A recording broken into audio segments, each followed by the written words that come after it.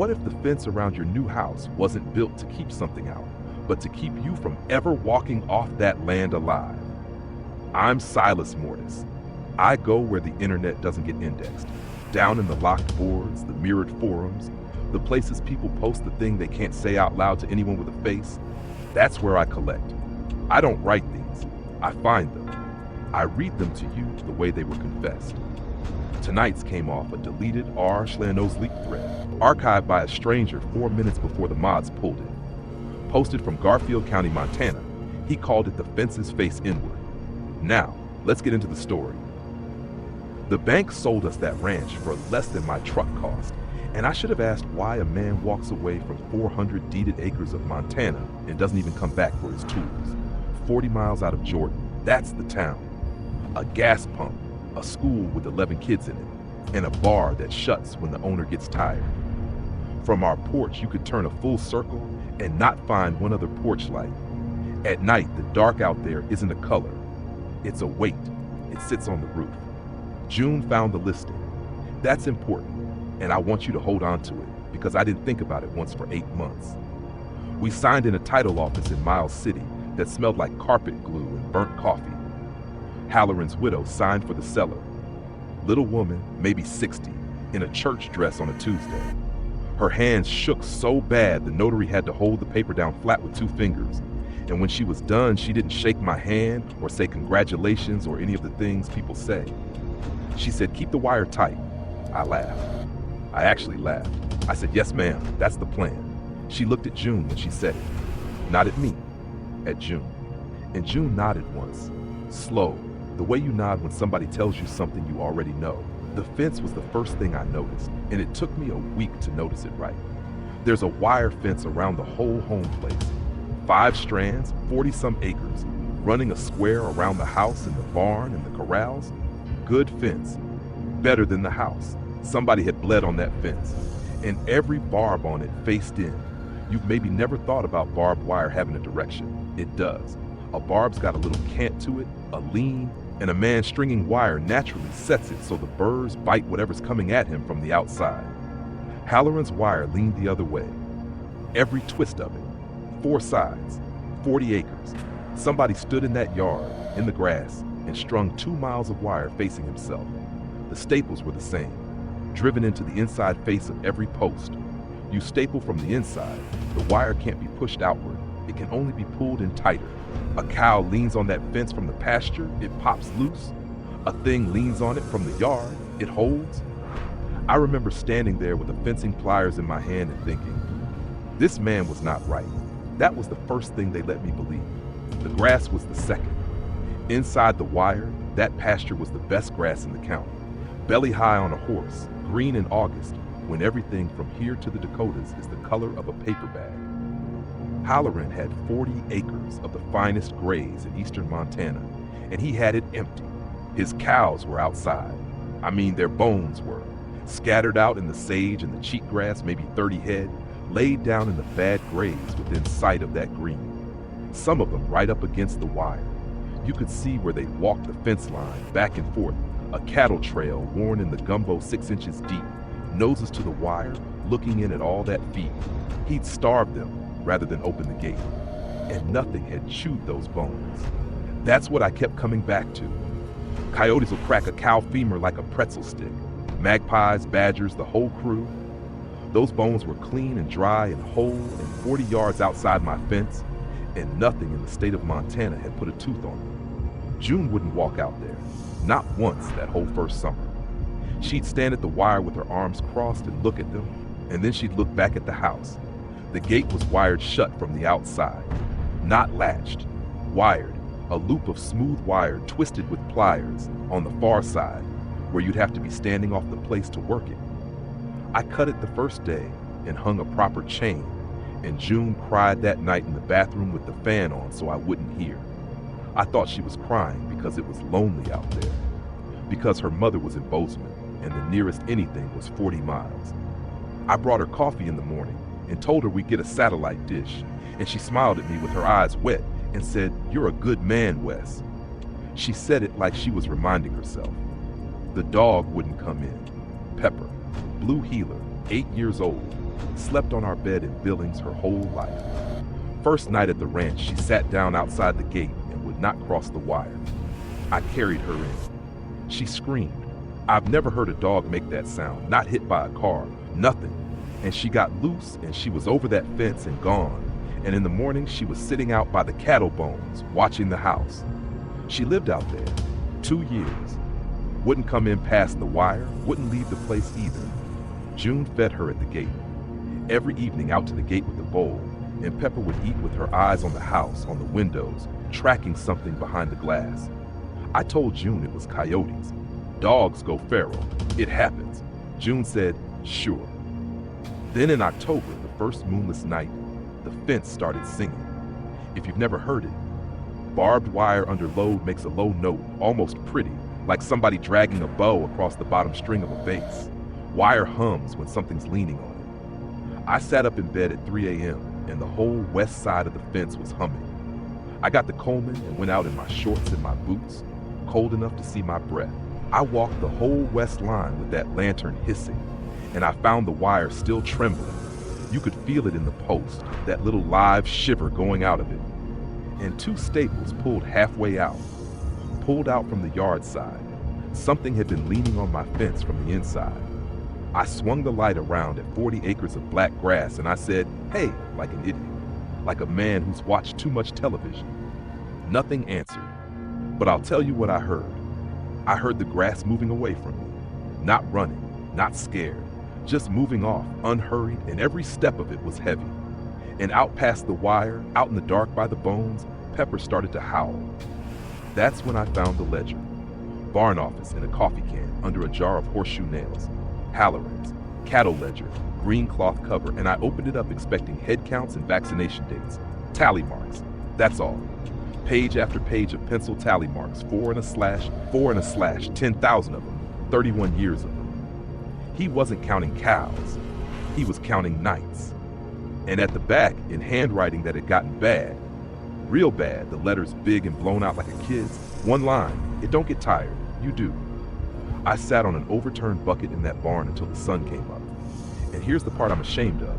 I felt sorry for him. This poor, mad old man out here alone, 31 years, fencing himself in against a ghost, starving his cows over a story he told himself.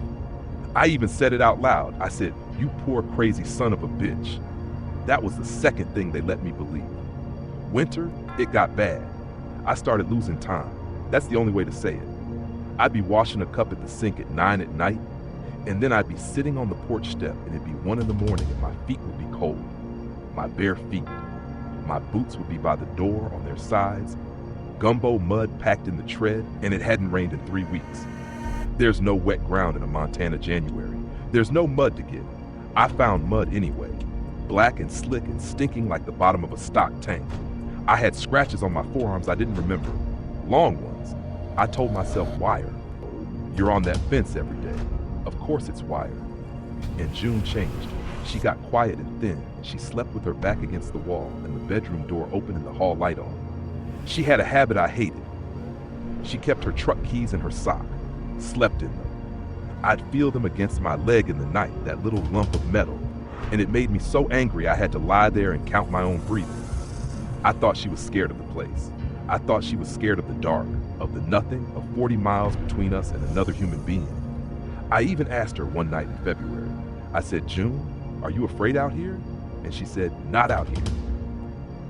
Third thing, March. I found the grit in my coffee. Little bit of chalk in the bottom of the cup, and I don't take sugar.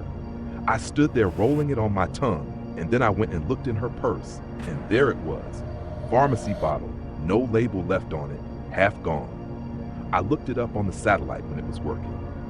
Zolpidem, sleep medicine, prescribed in Miles City. To Halloran are his pills. She'd taken his pills out of that house, and she'd been putting them in my coffee since October. And there was a grocery list in the same purse, on the back of a co-op power bill with a past due stamp on it, in her handwriting, wire, staples, gloves, chain, Ambien. Call Mrs. H, Mrs. H. She'd been calling the widow. I want to be honest with you now because I've got no reason left to lie. I stood in that kitchen holding my wife's grocery list, and I did not feel afraid, and I did not feel betrayed. I felt something else feel it, way down, like a big animal turning over in deep water. And the water was me. And that thing was so pleased. I went out that night and I looked at my fence, my beautiful wire, all those thousands of barbs leaning in at me like teeth in a closing mouth, and I finally understood what I was looking at. It wasn't a lunatic's fence, it was a pen. The bolt cutters were in the truck box, and the truck key was on June's ring, and the ring was in her sock. And I laid there next to her for 3 hours, listening to her breathe and pretending to be asleep. And around 4 a.m., I took them. She didn't wake up. Or she did, and she stayed still. I've thought about that a lot. I think she stayed still. I walked out into that black yard with the cutters, and I went to the west line, where the staples always pulled, and I put the jaws on the bottom wire, and I told myself I was doing a merciful thing. I told myself, whatever's in here has been in here 31 years, and it never asked to be. Let it out. Let it go be somebody else's dark. I cut the wire. It went off like a rifle shot. That much tension, 2 miles of it, the whole west line let go at once, and it snapped past my face, close enough to open my cheek, and I never felt it. Then it was quiet, real quiet. And behind me, from the house, I heard the screen door. I turned around with my heart trying to climb out of my collar. It came across the yard toward me, slow, and it did not walk like it was in a hurry, and it was wearing my wife's coat, that green canvas Carhartt with the cuff she'd burned on the wood stove, coming right at me. And I stood there. I want you to understand. I stood there with the cutters in my hand, and I was so afraid I could not close my eyes. It walked past me. Close enough, I could smell wood smoke. It stopped at the cut wire in the gap, and it turned its head, and it said, "Wes, don't follow me." It was June. It was only ever June. She stepped over that broken wire and she walked out into the sage, past the bones, and Pepper stood up out of the dark and went with her, tail low, and I stayed where I was. I couldn't move. My boots were full of mud again, and it hadn't rained in 3 weeks. I stood in that yard until her taillights were 2 red pinholes on the county road, and then nothing at all. She wasn't the one being kept in. Halloran didn't starve his cattle in that pasture.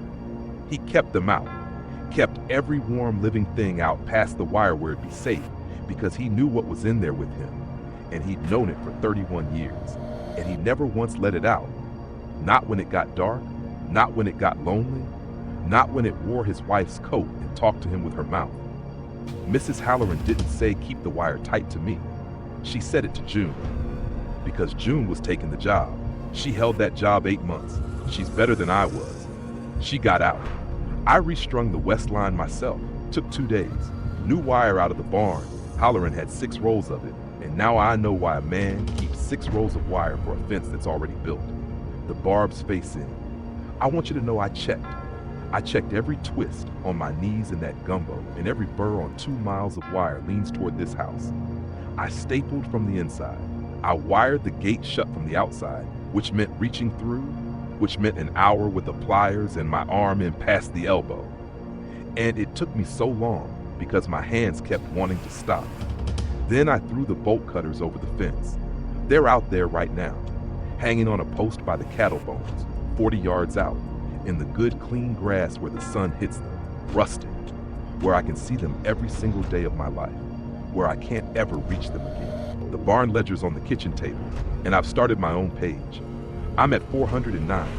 It gets restless around 3 in the morning. The wire sings and the staples groan, and the west line's the worst. It's always been the west line. And I go out and I lean on the post and I hold on. That's all the job is, holding on. It don't get tired. You do. So if the county ever sells this place cheap, and they will, they always do, that's how it gets you. It lets itself go cheap, and you walk that fence line, and you see the burrs leaning at the house instead of out at the country, and you think this man was not right in the head. Leave the wire, leave the gate, and whatever comes across that yard wearing a face you love, telling you it just wants to be let out, that's not what's inside. I'm what's inside.